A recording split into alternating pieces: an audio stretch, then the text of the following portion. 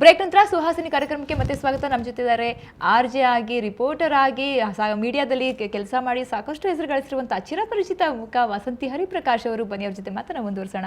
RJ ಆಗಿ ಒಂದು ವಿಶೇಷವಾದಂಥ ಗೌರವಕ್ಕೆ ಪಾತ್ರರಾಗಿದ್ರೆ ಏನಪ್ಪಾ ಅಂತಂದ್ರೆ, ಆಸ್ಟ್ರೇಲಿಯಾದಲ್ಲಿ ಆಗಿರುವಂಥ ಸೆಮಿನಾರಲ್ಲಿ ನಿಮಗೆ ಗ್ಲೋಬಲ್ ಯಂಗ್ ಲೀಡರ್ ಅನ್ನುವಂಥ ಪ್ರಶಸ್ತಿ ಸಿಕ್ಕಿದೆ. ಸೊ ಏನಿತ್ತು ಅದರ ಅನುಭವ ಹೇಗಿತ್ತು?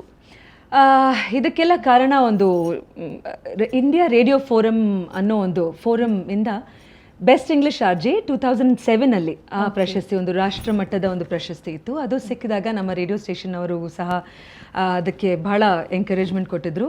ಇಲ್ಲಿ ಸಾಹಸ ಸಿಂಹ ವಿಷ್ಣುವರ್ಧನ್ ಅವರು ಕೂಡ ನನ್ನ ಕಾರ್ಯಕ್ರಮ ಕೇಳ್ತಿದ್ರು ಅಂತ ಅವರೇ ಕಾಂಟ್ಯಾಕ್ಟ್ ಮಾಡಿ ಹೇಳಿದಕ್ಕೆ ಎಲ್ರಿಗೂ ಬಹಳ ಸಂತೋಷವಾಯ್ತು. ಅವ್ರ ಕೈಯಿಂದನೇ ಈ ಪ್ರಶಸ್ತಿಯನ್ನ ಸಹ ಅದು ಕೊಟ್ಟರು. ನನಗೆ ಯಾವಾಗಲೂ ಅನ್ಸುತ್ತೆ ಸವಿತಾ, ಬಿಕಾಸ್ ನಾವು ಚಿಕ್ಕವರಿದ್ದಾಗಲೂ ಅಷ್ಟೇ ಸುಮಾರು ಒಂದು ಸ್ಟೇಟ್ಸಲ್ಲಿ ಇಲ್ಲಿ ಹೋಗಿ ನಾವು ಓದಿದ್ರಿಂದ ಬಹಳ ಎಕ್ಸ್ಪೋಜರ್ ಸಿಗುತ್ತೆ.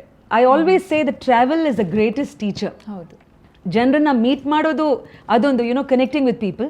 ಬಟ್ ಎಲ್ಲ ಒಂದೊಂದು ಕಡೆ ಒಂದೊಂದು ದೇಶದಲ್ಲಿ ಹೋದಾಗಲೂ ಸಹ ಅದಕ್ಕೆ ವಿ ಲರ್ನ್ ಸೋ ಮಚ್.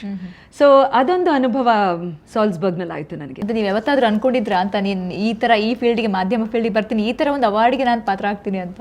ಇಲ್ಲ ಯಾರಾದರೂ ನೀವು ರೇಡಿಯೋ ಸ್ಟೇಷನಲ್ಲಿ ಕೂತಾಗ ಅಲ್ಲಿ ಒಂದು ನಿಮ್ಮ ಕಾನ್ಸೋಲ್ ಇರುತ್ತೆ, ಈ ಕಡೆ ಒಂದು ಟೆಲಿಫೋನ್ ಲಿಸ್ಟಿಂಗ್, ಈ ಕಡೆ ಕಂಪ್ಯೂಟರಲ್ಲಿ ಕ್ರಿಕೆಟ್ ಅಪ್ಡೇಟ್ಸ್ ನಾವು ಕೊಡ್ತಾ ಇರ್ತೀವಿ, ಟ್ರಾಫಿಕ್ ಅಪ್ಡೇಟು, ಇಲ್ಲಿ ಕಾಲ್ ಮಾಡಿ ಅಂತ ಎಲ್ಲ ಎಷ್ಟೋ ಕಾಲ್ಸ್ ಬರ್ತಾ ಇರುತ್ತೆ. ನೀವು ಒಬ್ಬರೇ ಇರ್ತೀರಾ ಮೋಸ್ಟ್ಲಿ, ಇದ್ರೆ ನಿಮ್ಮ ಪ್ರೊಡ್ಯೂಸರ್ ಜೊತೆ ಇರ್ತಾರೆ. ಬಟ್ ಅಲ್ಲಿ ಆ 4 ಗೋಡೆಗಳ ಮಧ್ಯೆ ಕೂತಾಗ ನಮಗೆ ಯಾರು ಕೇಳ್ತಾ ಇರ್ತಾರೋ ಅಥವಾ ಯಾರಾದರೂ ಕೇಳ್ತಾ ಇದ್ದಾರಾ ಅನ್ನೋ ಡೌಟ್ ಸಹ ಬರುತ್ತೆ. ಸೊ ಹಾಗೆ ಇರಬೇಕಾದ್ರೆ ನನಗೆ ಇಷ್ಟೊಂದು did it have such N effect ಅನ್ನೋ ಒಂದು ಸರ್ಪ್ರೈಸ್ ನನಗೆ ಇತ್ತು. ಆಮೇಲೆ ರಿಪೋರ್ಟರ್ ಆಗಿ ನೀವು ಬಂದಿದ್ದು ಹೇಗೆ ಅಂತ, ಎಲ್ಲೋ ಒಂದು ಕಡೆ ನನಗೆ RJ ಆಗೋಕ್ಕಿಂತ ಮುಂಚೆ ಇದ್ದಿದ್ದ ಅನುಭವ ಇಂಡಿಯನ್ ಎಕ್ಸ್ಪ್ರೆಸ್ನಲ್ಲಿ ಸುಮಾರು 8 ವರ್ಷ ಆಸ್ ಅ ಸಬ್ ಎಡಿಟರ್. ನನಗೆ ಯಾವಾಗಲೂ ಅನ್ಸುತ್ತೆ, ಈಗ ನಾವು ಯಾರು ಹೊಸ ಜರ್ನಲಿಸ್ಟ್ ಪತ್ರಕರ್ತರು ಫೀಲ್ಡ್ಗೆ ಬರ್ತಾ ಇದ್ದಾರೋ, ಒಂದು ಸ್ವಲ್ಪ ಟೈಮ್ ಅವರು ಯಾವುದಾದ್ರೂ ನ್ಯೂಸ್ ಪೇಪರ್ ಅಥವಾ ಬೇರೆ ವೃತ್ತಿ ಅಲ್ಲಿ ಇನ್ ಡೆಪ್ತ್ ಅವರು ಆ ಪತ್ರಕರ್ತರಾಗಿ ಅವ್ರು ಕೆಲಸ ಮಾಡಿದ್ರೆ ಆ ಅನುಭವ ತುಂಬಾನೇ ವ್ಯಾಲ್ಯೂಬಲ್. ಅದು ನಿಮಗೂ ಗೊತ್ತು, ಎಲೆಕ್ಟ್ರಾನಿಕ್ ಮೀಡಿಯಾ ತುಂಬಾನೇ ಚೆನ್ನಾಗಿದೆ, ಅದರದ್ದು ಎಫೆಕ್ಟ್ ಇಸ್ ವೆರಿ ಗುಡ್. ಆದರೆ ನಮಗೆ ಆ ಟೈಮ್ ಇರಲ್ಲ. ಒಂದು ನ್ಯೂಸಿಂದ ಇನ್ನೊಂದು ನ್ಯೂಸ್, ಈ ಕ್ಷಣದಲ್ಲಿ ಬ್ರೇಕಿಂಗ್ ನ್ಯೂಸ್ ಅನ್ನೋ ಅಷ್ಟರಲ್ಲಿ ಇನ್ನೊಂದು ನ್ಯೂಸ್ಗೆ ನಾವು ಹೊರಟೋಗ್ಬಿಟ್ಟು ಒಂದು ವಿಷಯದ ಡೆಪ್ತ್ ಹೋಗೋದಂದ್ರೆ ಪ್ರಿಂಟ್ ಮೀಡಿಯಾ. ಹೌದು, ಆ ಸುದ್ದಿ ಅದರದ ನಿಜವಾದ ಇನ್ಸೈಟ್ ಏನು, what is the actual thing, ಅದ್ರ ಪ್ರೋ ಏನು ಕಾನ್ಸ್ ಏನು, ಅದು ನಮಗೆ ತಿಳ್ಕೊಳ್ಳೋ ಅಷ್ಟು ಸಹ ಟೈಮ್ ಇರಲ್ಲ. ಎಲ್ಲೋ ಆ ಪ್ರಿಂಟ್ ಜರ್ನಲಿಸಮ್ ಅನುಭವ ಇಲ್ಲಿ ನಮಗೆ ಹೆಲ್ಪ್ಫುಲ್ ಆಗುತ್ತೆ. ಅದೇ ರೀತಿ ನನಗೂ ಅಷ್ಟೇ NDTV ಸೇರಿದಾಗ ಇಂಡಿಯನ್ ಎಕ್ಸ್ಪ್ರೆಸ್ ಅನುಭವ ನನಗೆ ಬಹಳ it was very valuable. And NDTV ಕೆಲಸದ ಒಂದು ಎನ್ವೈರ್ನ್ಮೆಂಟ್ ಇದು ನಡೀತಾ ಇತ್ತು, ಒಂದು ವರ್ಲ್ಡ್ ಕಾನ್ಫರೆನ್ಸ್ ಬಾಲಿ, ಇಂಡೋನೇಷ್ಯಾದಲ್ಲಿ. ಸೊ ಅಲ್ಲಿ ಯಾರೋ ಕರೆಸಿದ್ರು ಅಂತ ನಾನು ಅಲ್ಲಿ ಹೋಗಿದ್ದೆ. ಆ್ಯಂಡ್ ನಮ್ಮ ಚಾನಲ್ಗೂ ಸಹ ರಿಪೋರ್ಟ್ ಮಾಡ್ತಾ ಇರಬೇಕಾದ್ರೆ ಅಲ್ಲಿ BBC ತಂಡದವರು ಅವರ ವರ್ಲ್ಡ್ ಇಕಾನಮಿ ಡಿಬೇಟ್ ಅದನ್ನು ಅವರು ಫಿಲ್ಮ್ ಮಾಡೋದಕ್ಕೆ ಬಂದಿದ್ರು.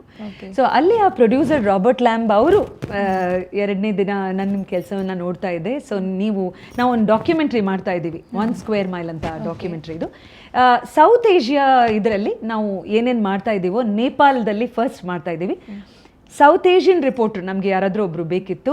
So I was watching your work, ನೀವು ಕೆಲಸ ಮಾಡ್ತೀರಾ ನಮ್ಮ ಜೊತೆ ಅಂತ. ಸೊ ಆ ಅವಕಾಶ ಯಾರಿಗೆ ತಾನೇ ಇಷ್ಟ ಆಗಲ್ಲ. ಸೊ ನಾನು ಹೇಳಿದೆ, ನಾನು NDTV ಅವರಿಂದ ಕೇಳಿ ನಿಮಗೆ ಹೇಳ್ತೀನಿ ಅಂತ.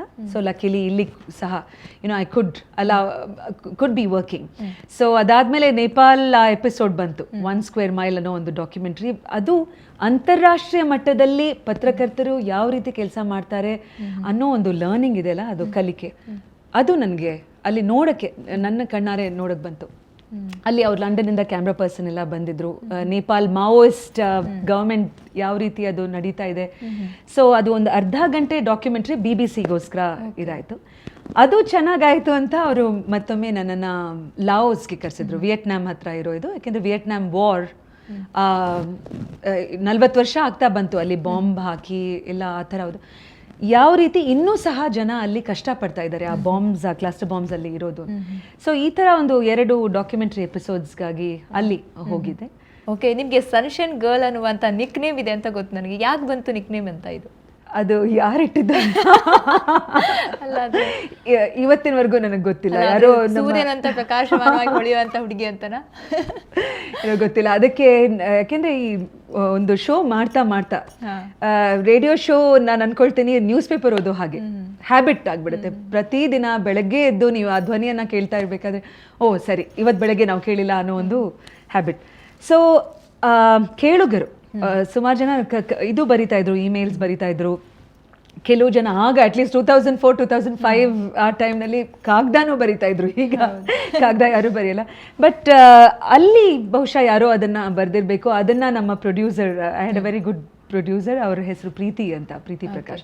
ಓಕೆ ಮೇಡಮ್, ಜೊತೆ ಮಾತಾಡ್ತೀನಿ. ಸೊ ವೀಕ್ಷಕರೇ, ನಾವು ಮಾತಾಡ್ತಾ ಇದ್ದೀವಿ ವಾಸಂತಿ ಹರಿಪ್ರಕಾಶ್ ಅವ್ರ ಜೊತೆಗೆ. ಸಾಕಷ್ಟು ಅನುಭವಗಳನ್ನು ಅವರು, ಅದರಲ್ಲೂ ಒಳ್ಳೊಳ್ಳೆ ಅನುಭವಗಳನ್ನು ಹೇಳ್ಕೊಳ್ತಾ ಇದ್ರು. ವಿಮೆನ್ ಜರ್ನಲಿಸ್ಟ್ ಆಗಿ ಸಾಕಷ್ಟು ಕ್ಷೇತ್ರಗಳಲ್ಲಿ ವರ್ಕ್ ಮಾಡಿದ್ದಾರೆ. ಡಾಕ್ಯುಮೆಂಟ್ರಿ ಇರ್ಬೋದು, ಟಿ ವಿ ಮೀಡಿಯಾ ಇರ್ಬೋದು, RJ ಆಗಿ. ಸೊ ಮತ್ತಷ್ಟು ತಿಳ್ಕೊಳ್ಳೋಣ, ಹೇಗೆ ಒಬ್ಬ ಮಹಿಳಾ ವರದಿಗಾರ್ತಿ ಅಥವಾ ವಿಮೆನ್ ಜರ್ನಲಿಸ್ಟ್ ಹೇಗೆ ಎಲ್ಲ ಒಂದು ಸಂಸಾರದ ಅಡೆತೊಡೆಗಳನ್ನು, ತೊಡಕುಗಳನ್ನೆಲ್ಲ ಮೀರಿ ಹೇಗೆ ಮುಂದೆ ಬರ್ಬೋದು ಅನ್ನೋ ತಿಳ್ಕೊಂಡು ಅವ್ರ ಜೊತೆಗೆ ಒಂದು ಬ್ರೇಕ್ನ ನಂತರ